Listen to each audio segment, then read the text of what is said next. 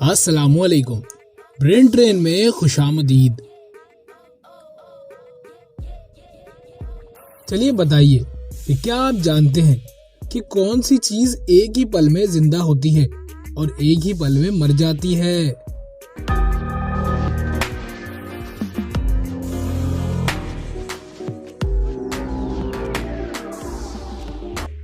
जवाब है ख्वाहिश।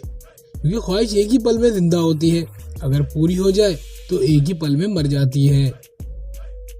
चलिए बताइए कौन सा जानवर बिना खाए पिए 2 साल तक जिंदा रह सकता है?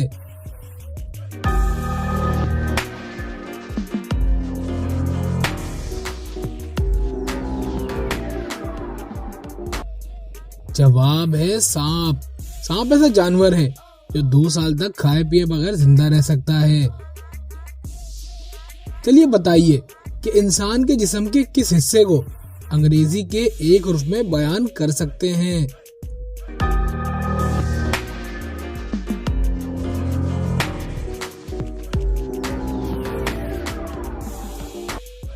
जवाब है आंखें और इंग्लिश में आई। चलिए बताइए किस मछली की टांगे काट दें तो दोबारा नमूदार हो जाती हैं?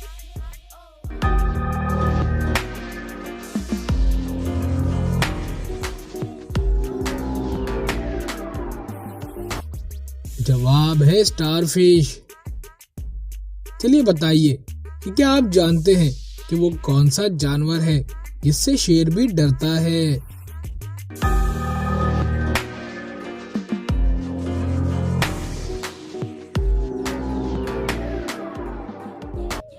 जवाब है सैर यानी पोर्क्यूपिन, जिसके कांटे लगे होते हैं और शेर उससे बहुत डरता है।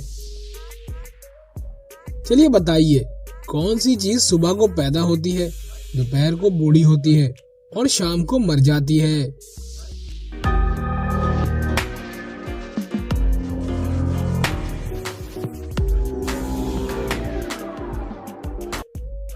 जवाब है अखबार। चलिए बताइए कि वो कौन सी चीज है जिसे हम साल में एक बार ही खरीद सकते हैं?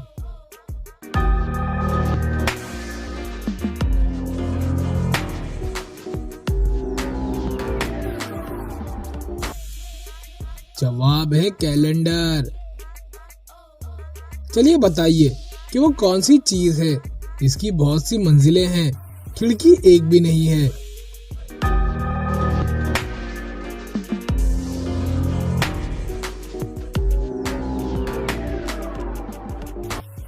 जवाब है बांस। चलिए आपसे एक मजेदार पहेली पूछ लेते हैं। एक जजीरे पर एक सरदार रहता है और इसी जजीरे पर एक दाऊद नामी डाकू भी रहता है, जिससे सारा जजीरा बहुत तंग है। एक दफा सरदार ने अपने 50 साथियों को अपने साथ लिया और डाकू को ढूंढने निकल पड़े। खुशकिस्मती से उन्हें ज्यादा मेहनत नहीं करनी पड़ी और डाकू को गिरफ्तार कर लिया गया। अब सरदार बड़ा मजेदार आदमी था और इसका अपना उसूल था। इसका उसूल था कि वो खुद किसी को कत्ल नहीं करता था और दूसरा अपने हर आदमी को सिर्फ एक गोली चलाने की इजाजत देता था।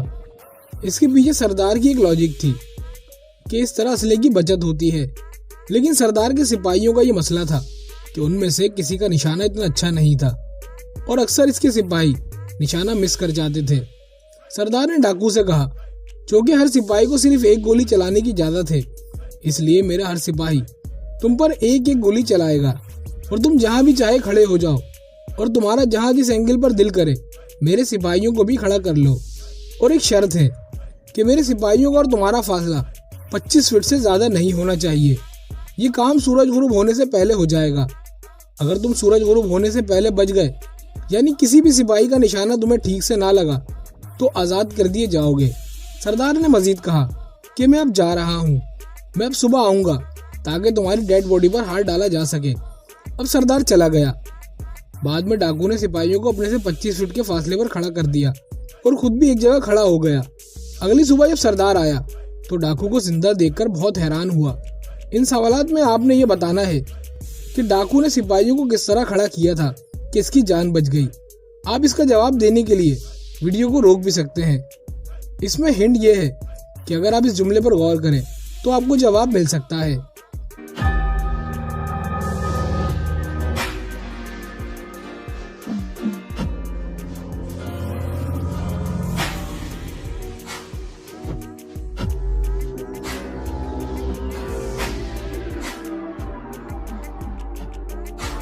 चले इसका जवाब देख लेते हैं।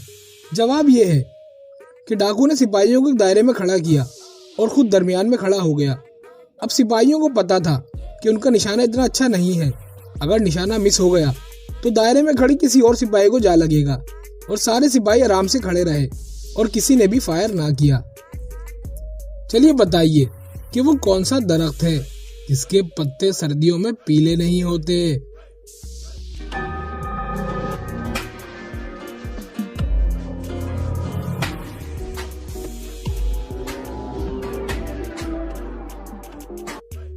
जवाब है आम का दरख्त।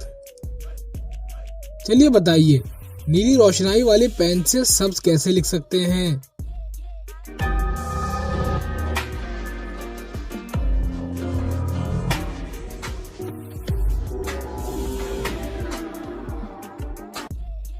बहुत आसान, उस पेन से सब्ज लिख दें। चलिए इन लफ्जों को तरतीब देकर पाकिस्तान के शहर का नाम बताइए।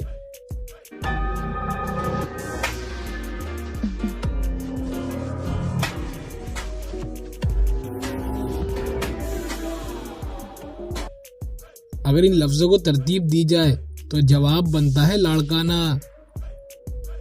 चलिए बताइए, इन लफ्जों को तरतीब देकर एक मुल्क का नाम बताइए।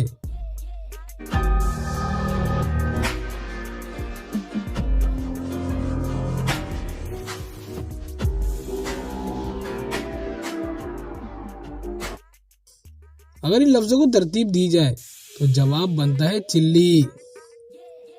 चलिए इन लफ्जों को तरतीब देकर सब्जी का नाम बताइए।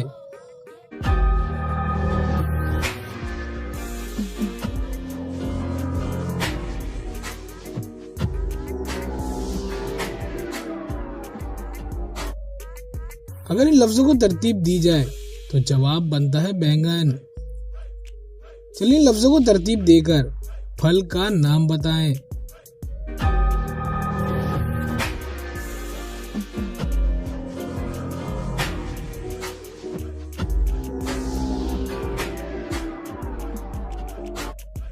अगर इन लफ्जों को तरतीब दी जाए तो जवाब बनता है पपीता।